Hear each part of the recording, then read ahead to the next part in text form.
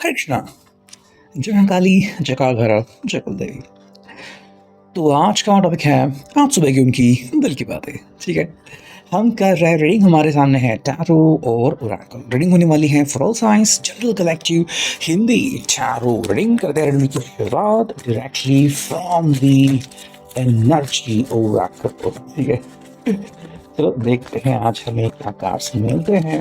हम randomly card shuffle कर रहे हैं। ठीक है, चलो कुछ कार्ड्स में मिले हैं, देखते हैं अब इनका क्या मतलब निकलता है। और वॉकिंग अवे नंबर 27।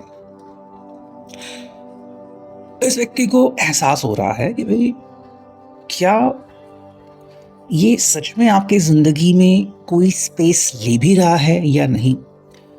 देखो, मुझे लग रहा है कि ऐसे जो लोग हैं ना, जो सच में आपकी ज़िंदगी में या तो आपके काबिल नहीं है, ठीक है, या फिर वो आपके साथ रहना नहीं चाहते, ओके, या फिर उनकी मजबूरी हो और वो बातों को टाल रहे थे, तो अब वो इस नतीजे पे शायद पहुंच रहे हैं कि भाई इससे ज़्यादा और बहाने ये पर्सन नहीं बना सकता।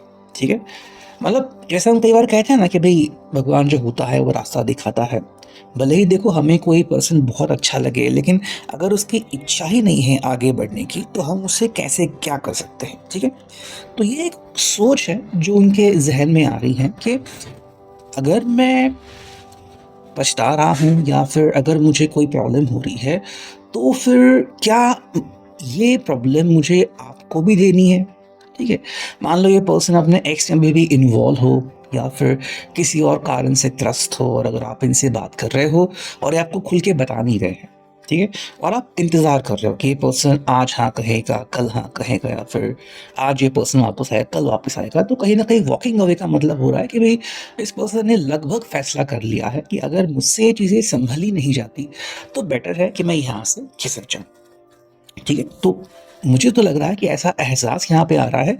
अब देखो, जितना जल्दी ये एहसास किसी को होता है, बिकॉज कोई भी व्यक्ति नहीं चाहता कि जिंदगी में ऐसा व्यक्ति मिले जो हमें हर्ट करे या फिर हमें दुख दे, परेशानी दे, है ना। तो वो बात यहाँ पे आ रही है। थर्ड चक्र आर्कएंजल कैमुअल नंबर 37। ठीक है, अब ये थर्ड चक्र यहाँ पे आ गया है। देखो, इस व्यक्ति को लग रहा है कि भाई मे बी ये व्यक्ति जो है वो आपसे और ज़्यादा दिन झूठ नहीं बोल सकता, या फिर इसका झूठ कभी भी पकड़ा जा सकता है। ठीक है, अगर आपको मे बी इसके ऊपर शक था कि ये पर्सन जो है वो किसी और से बात कर रहा है या फिर आपसे चीज़ें छुपा रहा है, मे बी आपने फैमिली से बात कर ली थी और ये पर्सन ने शायद फैमिली को अब तक बताया नहीं कि आप जैसा कोई व्यक्ति है इनके कॉन्टैक्ट में, ठीक है, या फिर व्यक्ति रिलेशनशिप में है, तो मे बी ये झूठ कभी ना कभी पकड़ा जाएगा, है ना। तो ये पर्सन जो है वो इसी के बारे में सोच रहा है कि कितनी देर ये मतलब और बात को दबा सकता है। ठीक है, मुझे एक और बात यहाँ पे लग रही है कि कहीं ना कहीं ये पर्सन को लग रहा है कि ये आपको और ज़्यादा मिसगाइड नहीं करना चाहते या फिर मिसगाइड नहीं कर सकते। ठीक है, मतलब आपको अगर बुरा भी लग रहा होगा कि ऐसे कैसे पर्सन कर सकता है, लेकिन मान लो अगर ये बस आपको टाल रहे थे या फिर आपके साथ आगे बढ़ने को रेडी नहीं थे और बस आपको टाल रहे थे, कोई बात नहीं हम आज देखेंगे कल देखेंगे, तो फाइनली अब इनको लग रहा है कि अब मैं ये और ज़्यादा नाटक कंटिन्यू नहीं कर सकता। ठीक है, तो हमें यहाँ पे मिला है सिक्स चक्र आर्कएंजल मेटाट्रॉन नंबर 4। ठीक है, अगर हम इसकी बात करें तो कह सकते हैं कि थर्ड आई जो है इनका वो ऑलमोस्ट ओपन हो गया है। ठीक है, इसका मतलब सिंपल ये है कि ये पर्सन अब जो है अपनी फीलिंग्स जो है वो छुपा नहीं सकता। ठीक है, मतलब ये पहले अगर अपनी फीलिंग जो है उसको दबा के रख रहा था या फिर हाइड कर रहा था, छुपा के रख रहा था, लेकिन अब क्या हो रहा है ना कि मान लो उनकी आंखें ही आपको सब कुछ बता देंगी। या तो ये पर्सन आपसे बात करने से हिचकिचाएगा, कतराएगा, या फिर पर्सनली आपसे मिलने से इनकार कर देगा। ठीक है, या फिर आप यूँ भी कह सकते हो कि ये पर्सन जो है वो कह सकता है कि भाई हाँ मुझे कोई दिक्कत है, कोई परेशानी है, और अब मान लो अगर आप इनका चेहरा देखते हो ना तो आप वो ईजिली पढ़ जाओगे। ठीक है, कि भाई इनके चेहरे पे क्या लिखा है, मतलब ये अब और ज़्यादा दिन तक आपके साथ नाटक नहीं कर सकते। ठीक है, तो एक तरह से इनका जो थर्ड चक्र है वो एक्टिवेट हो रहा है या हो चुका है, और वो आपको साइंस दे रहा है। ठीक है? मतलब अगर मान लें कि यूनिवर्स जो है या भगवान आपको सपोर्ट कर रहे हैं, सहारा दे रहे हैं, तो कहीं न कहीं आपको ये पता लग जाएगा कि ये पर्सन क्या कर रहा है आपके साथ। क्या आपको ये पर्सन जो है वो दिखावा कर रहा है? तो यहाँ पे ये पर्सन जो है वो मतलब एक तरह से कह सकते हैं कि भगवान जो है वो आपको सहारा दे रहे हैं, ठीक है? और ये पर्सन चाहकर भी आप इस बातों को झुठला नहीं सकता, फिर इनसे इनकार नहीं कर सकता, ठीक है? एक तरफ से मान लो इनका जो फ्यूचर प्लान है या फिर जो भी इनकी सोच है वो एकदम से अब आपके सामने आने जा रही है। मतलब मान लो अगर आपको इनका कोई मैप नहीं दिख रहा था कि भविष्य में क्या टर्न लेने वाले हैं, आपका रिश्ता क्या होने वाला है, तो कहीं न कहीं ये पर्सन मान लो अब खुद ही आपको गाइड कर रहा है। मतलब इनकी जो सोच है वो बहुत हद तक आप तक ट्रांसफ़र हो रही है और आप जान पा रहे हो कि भई इस पर्सन के दिमाग में क्या खेल चल रहा है, ठीक है? नेक्स्ट में जो कार्ड मिला है ये है ऑल टाइड अप। ओके। अब अगर आपको लग रहा है नंबर 23 कार्ड है कि मे बी ये पर्सन ऐसा क्यों कर रहा है, ठीक है? तो ये उसकी मजबूरी भी हो सकती है, ओके?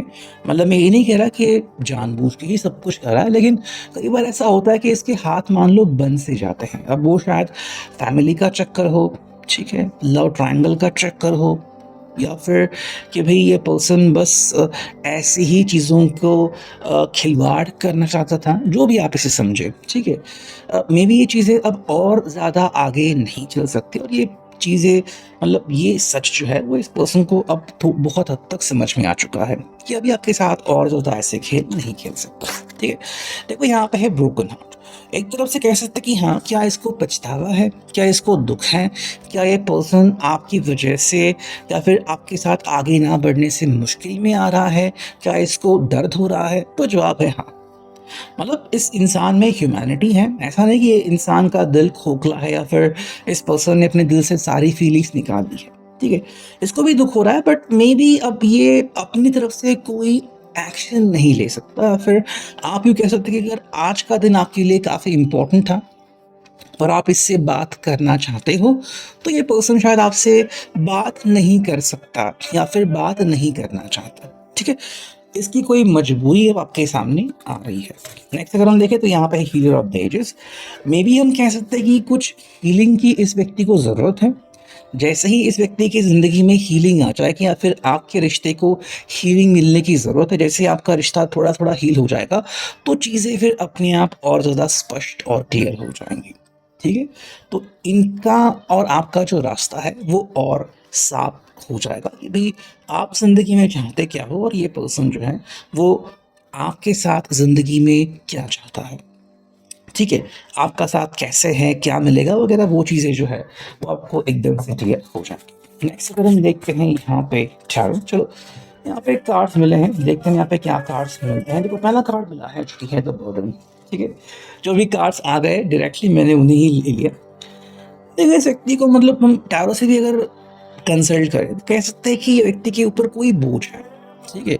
और ये जो बोझ है ये इस पर्सन को मतलब ये इसको उतार नहीं सकता। ये बोझ बहुत ज़्यादा है और जैसा ही आपको कहता है कि नहीं कोई प्रॉब्लम नहीं, मे बी अब तक इस पर्सन ने बहुत सी चीज़ों में आपको झूठ बोला था या फिर आपसे मस्करी की थी या फिर आपको बस टाल लिया था, लेकिन अब ये पर्सन और ज़्यादा दिन तक ऐसा नहीं कर सकता, ठीक है? नेक्स्ट में मिला है साइलेंस। देखो ये व्यक्ति ना एकदम से चुप हो सकता है। अगर मान लो इनके पास कोई जवाब है नहीं या फिर वो आपको कोई स्पेसिफिक जवाब देना नहीं चाहते या फिर दे नहीं सकते, तो साइलेंस के अलावा ये और कुछ नहीं कर सकता, ठीक है?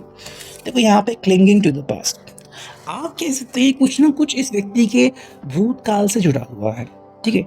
मे बी आप उसके आज का वर्तमान हो, ठीक है? लेकिन ये अपने अतीत में ही अटका हुआ है। तो अतीत में जो भी चीज़ें हुई थी, मे बी किसी व्यक्ति से वो मिले थे, कोई एक्स या फिर थर्ड पार्टी जो भी हम कहें कि भई अगर इनके साथ आज भी वो कनेक्टेड है, तो शायद वो उस व्यक्ति से कभी मूव ऑन कर ही नहीं पाए थे, ठीक है?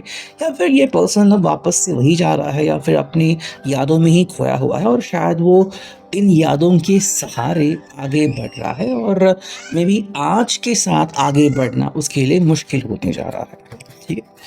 नेक्स्ट में मिला है पोस्टपोनमेंट। मे बी आपको टाल रहा है, ठीक है, आपको बहुत सारे ऐसे जवाब दे सकता है कि आज नहीं, हम कल देखेंगे, या फिर नहीं, मैं आपको सीधे जवाब नहीं दे सकता। तो एक तरह से ये पर्सन आपको टाल रहा है या फिर आपको जवाब देने से पलट रहा है। तो आप कह सकते हैं कि बार-बार टालना या फिर चीज़ों को आगे धकेलना, ये एक तरह का साइन है जो आपको मिल रहा है कि ये पर्सन या तो कॉन्फिडेंस नहीं है, कॉन्फिडेंस इसका लूज़ हो रहा है, या फिर ये पर्सन जो है वो अपने आप में और ज़्यादा दुखी हो रहा है, या फिर इस पर्सन को पता ही नहीं कि भाई इसको ज़िंदगी में चाहिए क्या, ठीक है?